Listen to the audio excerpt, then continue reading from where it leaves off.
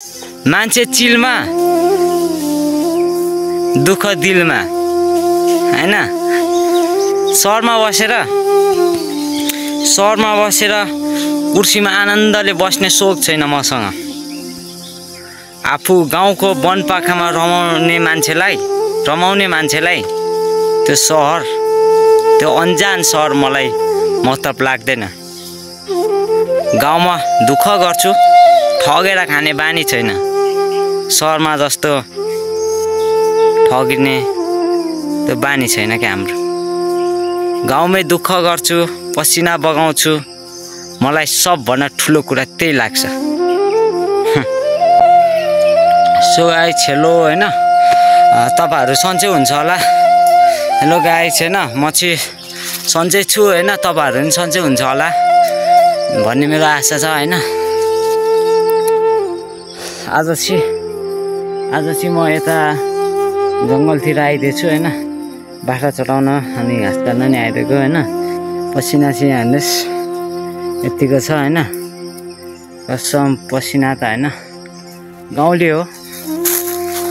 यति पसिना त सहनु पर्छ हैन। यो पसिना त के हो र, केही हैन हैन, सहनु पर्छ सायद। अनि कसैको प्रेमसँग खेल्दिनँ क्या म, कसैको प्रेमसँग खेल्न नि मन लाग्दैन। म आफ्नै गाउँघरमा दुःख गर्छु हैन, मेहनत गर्छु। कसैको मनसँग खेल्न मन पर्दैन मलाई। अरू जस्तो झुटो आश देखाएर मलाई प्रेममा फसाउनु नि छैन। म घरको घाँस दाउरा काटेर आफ्नो जीवन निर्वाह पुरा गर्छु, आफ्नो घरको सपना पुरा गर्छु हैन। कसैको त्यो कसैलाई झुटो आश देखाएर म बस्दिनँ क्या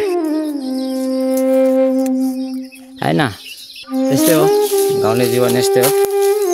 सायद दुःख गर्नुपर्छ, दुःख नगरी सुख त कहाँबाट आउँछ त हैन। दुःख गर्नुपर्छ, यस्तै हो हैन। जीवनमा दुःख नआए त हैन, जीवन जिउनुको के अर्थ हो र हैन।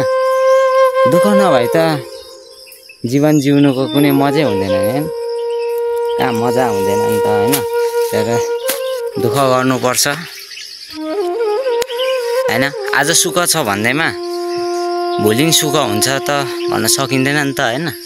आज दुःख छ, भोलि नि दुःख हुन्छ भने हुँदैन। तर आज दुःख गर्नुहोस् हैन, तर सुख त अवश्य एक दिन त पाउनुहुन्छ क्या तपाईहरुले। सुख नपाइ त कसरी हैन, सुख त पाइन्छ क्या। कि सुरुमा सुख हुन्छ कि लास्टमा सुख हुन्छ क्या। त्यही भएर सुरुमा दुःख गर्नुपर्छ अनि लास्टमा सुख पाइन्छ हैन। गाउँले जीवन यतिको त खेप्नुपर्छ, के हैन। यो त भर्खर सङ्घर्ष हो हैन, अझै कति लड्नु पर्ने छ, अझै कति के छ हैन। त्यस्तै हो ल है त। आज चाहिँ यहीँबाट म बिदा हुन चाहन्छु हैन, यस्तै हो।